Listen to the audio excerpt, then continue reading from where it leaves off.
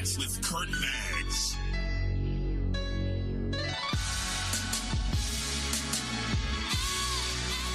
Kurt Maggs Radio.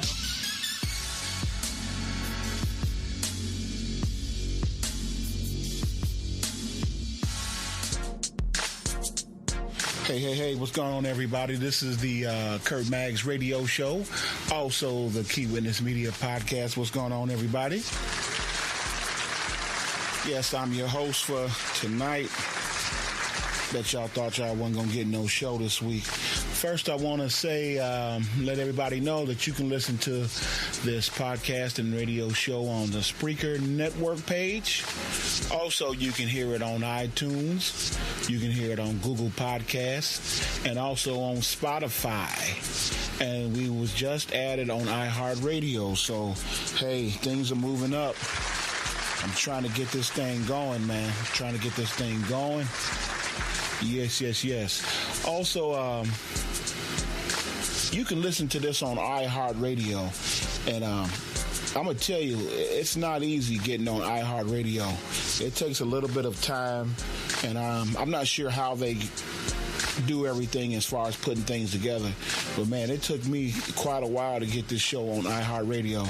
And much respect and thank you for giving me an opportunity and a chance to get a bigger audience. And now it's up to me to drive that audience to these pages and to these sites in order to get this podcast and these radio shows going. So salute to all of them and all the ones who agreed and gave it the thumbs up. I salute you. Yes. But today's show, I wanted to do a quick show about not trusting everyone with your personal business. Now, over the past couple of weeks, I've talked to some people, and they have expressed about sharing some of their personal business with people and telling them things that's going on in their life, and to find out later on that the people that they trusted to tell their business to went back and told other people about it. And that's not cool. That's not right. If someone confides in you something that's personal and close to their heart, or something that they're dealing with, you have no right to go back and discuss that with anyone. But as I'm hearing these stories about all this, people going back and telling everybody else's business, it reminded me of a time. I had a former boss, and I was having some issues with some finances and things like that. And it was all brought about because my wife was pregnant at the time. And, you know, normally 9 months is how much you carry a child, how long you would carry a child. Well, she ended up having the baby 6 months at 6 months. And it threw us for a big loop financially. We wasn't able, you have the baby showers and you kind of plan and start buying things. But we hadn't planned and bought nothing. We figured we had another month at least. And we was just getting ready to see about, forming up the baby showers and see, you know how things get when it comes to that. And a lot of times, a lot of the items that you would need, someone else would buy them for you. But at this time, we had no plans. So I decided to go talk to, after the child was born, I was in a lot of I was having financial problems. And this really put me behind, and the insurance that I had at the time was through a company, a big company. I'm not going to say the name of it. And they had been paying for the doctor visits and things like that. And I had went on sick leave. I had messed up my hand, and I asked them, can I take a couple of weeks off to heal up? And they said, okay, everything's fine. Yes, just come on back whenever your hand feels better. Just come on back to work. And, hey, see you then. Do you know they cut off the insurance as soon as the kid was born? They probably seen that bill and was like, there's no way we're paying for that. Man, good talking $400,000 just for the one day. Now he's in NICU. He's in there for 3 months. He's hooked up to many machines trying to keep him alive. And now I have to pay this out of pocket. Where am I going to get this money to pay all of this services? Now, granted, my wife is in there for preeclampsia. She's in there a lot longer than she should be, which, most of the time now it's like 3 days tops. She's in there almost 2 weeks. So now, not only is my son's bill high, her bill is high. And I think, if I'm not mistaken, I think the bill was up to almost close to $1 million. So, thinking about it and trying to figure out how I'm going to get these bills paid. Thank God there were services being rendered through the state and other different agencies that all we had to do was fill out paperwork, and he was covered for so many different things as far as getting financial help and this and that and this and that. And that's why I would never not things like the March of Dimes, what's the other state agencies and stuff like that, because when you needed them, they were there for me and my family, and I definitely appreciate them. It is nothing I could ever say anything wrong. Well, so I decided to go in and talk to Kelly, who's the head manager over the whole site. So she welcomes me in and tells me, hey, how's it going and everything else, and all of that. So I'm like, okay, this is going pretty good. So what I wanted to do was perhaps get, I was looking at filing bankruptcy to get from up under all of this. So, and believe me, I did not want to do that. So I was going to talk to Kelly about possibly getting in advance so that I could file for bankruptcy. And after having a good meeting with her, and she was very supportive. I can't say she was not supportive. She felt for me. You can tell she was like, wow, situations do come up, and hey, we're going to be here for you, and don't worry about even paying the money back. We're just going to go ahead and we're going to gift you the money. So I'm like, wow, this is something amazing. This is great. So I'm feeling very positive and feel like I'm being supported from other areas, from the job and everything else. So I'm like, so this is all right, man. I'm feeling pretty good. Why did the next day, one of my coworkers was like, hey, if you need some help, man, just let me know, and I can ask my church to raise an offering to help you. I'm like, what are you talking about? Did you know Kelly went back and told everybody? She started with the office staff, and the way I found out, the guy who told me he could help us as far as from a financial standpoint, his wife was a secretary in the office. So his wife went and told him, hey, Curtis is having a lot of financial problems, and we need to help him out, which, I'm grateful for that. But why would you go back and tell your office staff something personal that you felt like that was confidential? Why would you go back and tell them that as though people broadcast they're filing bankruptcy? Who does that? When have you known, except probably a couple of people with screws loose or who don't really care? But I'm a very personal person. I don't like to tell all my business at all, especially to people that I consider strangers. So I'm not going to go and tell you anything like that. It was only because I had to. And it was a dire need, and I need to get out of that situation.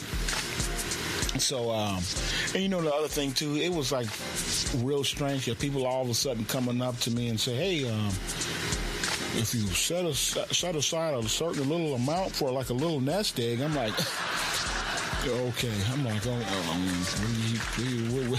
you know too, huh? And nobody ever said and came out and said, hey, you filing for bankruptcy? Nobody ever came and said it. So obviously she knew that, hey, don't say nothing unless he said something. That's not right. As far as you being a leader, and I think to top it off the most, you were supposed to be a Christian. Not just acting like a Christian, you were supposed to be a devout Christian. So that made me feel even more comfortable of even talking to you. But I tell you, that was a lesson that I learned, and I would never, ever do that again. Now, this happened probably 10 years ago, so, you move on, and the craziest thing happened maybe 6 months to a year later. I was having some serious problems at home that I had to address amongst a couple of different other people. It was just me, but it was a lot of things going on behind the scenes with me and my family and some other family with the church that we were going to. And I did not want that out in the public because there were kids involved. There was things that need to be straightened out. So I said, well, I'm going to make sure this is straightened out. And it was very serious. So I decided to take a day off to get things handled. Well, on that day off, I couldn't get it all handled. So I was like, and I never called off, except the one day I needed to handle my the birth. So the shop was running real slow. They were sending people home and this and that. So I called off a second day to say, and I'm explaining to them, hey, I got some serious problems going on at home. I'm not going to be able to come in again today.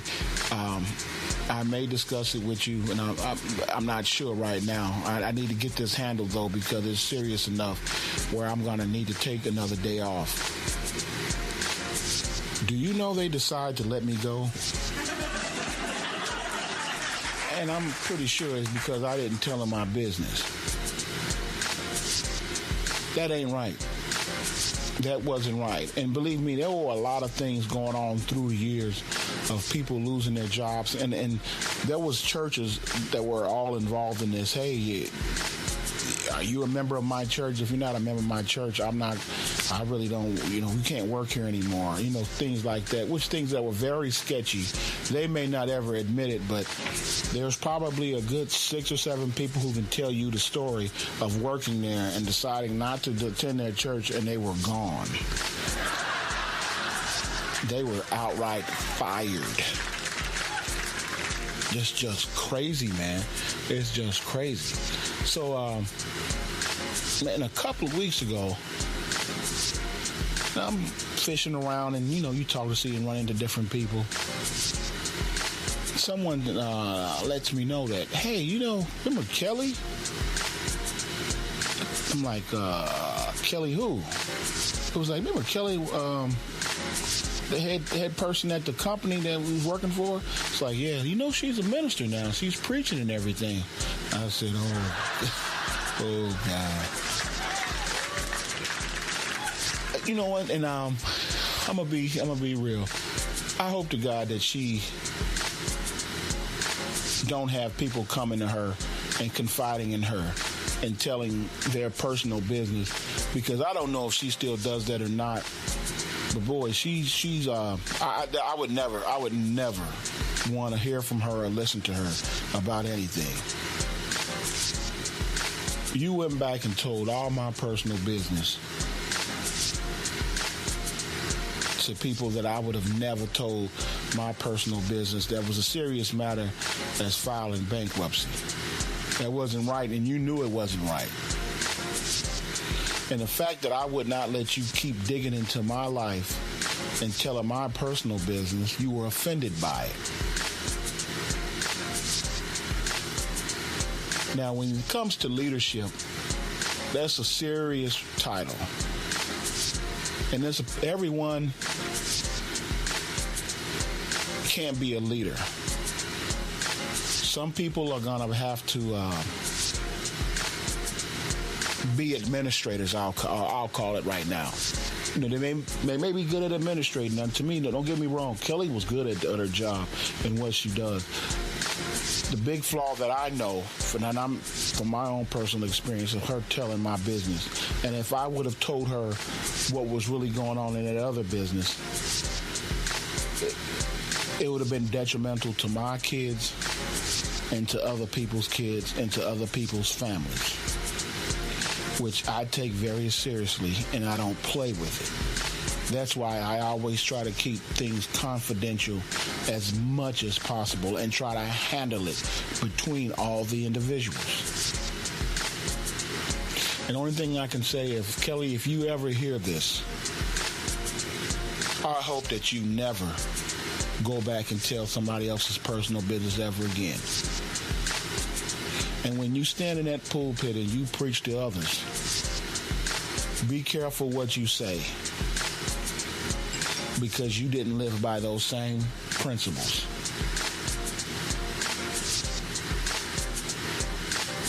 Telling other folks secrets when you're in a role of leadership or someone confiding in you as a friend, don't tell anybody else. Because not only would you lose a friend, you can damage other relationships, and you can damage that person for the rest of their life. And you don't know what will happen if that person finds out other people know about what's going on with them personally.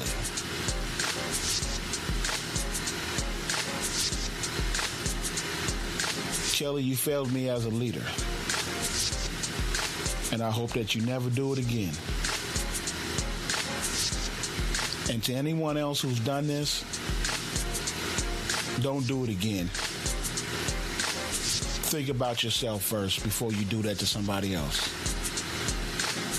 Peace and God bless. We out of here.